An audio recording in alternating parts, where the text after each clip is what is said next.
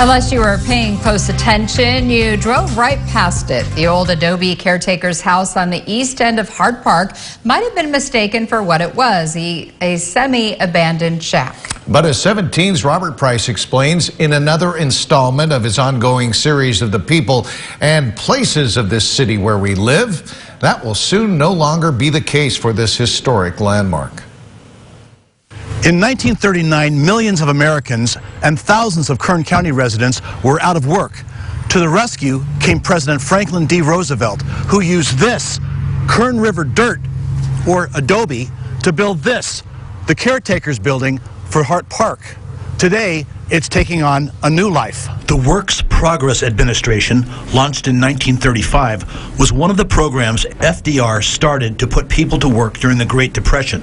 The WPA built structures across the country and across the county. The Hart Park Caretaker's Residence has served several purposes over the years, but after more than a decade of disuse, there was talk of demolishing it. That talk ended when County Supervisor Mike Maggard teamed up with Bill Cooper of the Kern River Parkway and others to develop funding and a plan to preserve the 1,100 square foot structure. But not just preserve it, restore it under the very specific set of guidelines required for inclusion on the State Historic Registry and potentially the National Historic Registry. The plan, turn it into the Kern River Parkway's Education Center, where visitors can learn about the riparian habitat of the Kern River, the region's prehistoric past, and the 85-year-old building itself. Jeff Hill of the county's General Services Department said the $1.2 million project went through some challenging hoops. When we took the approach to do the improvements of the building from a structural standpoint as well as from an aesthetic or cosmetic standpoint, architectural standpoint, we had to maintain fidelity to the original construction. How meticulous was the undertaking?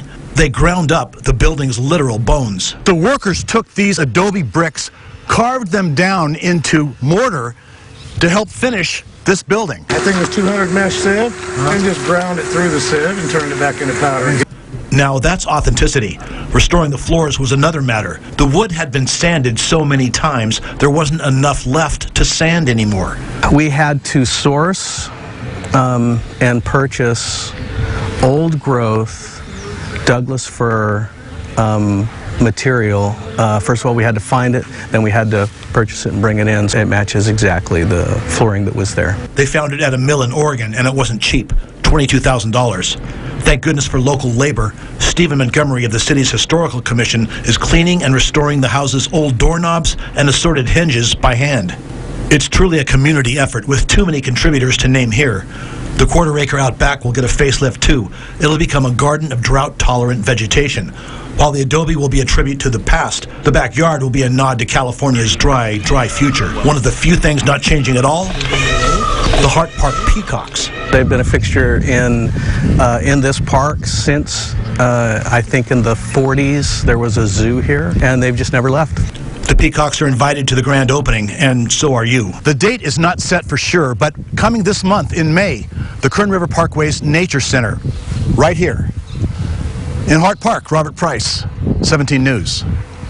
That's interesting, and I had never noticed that building before, like a lot of people. It's easy to miss, but a victory for history where we live. All right.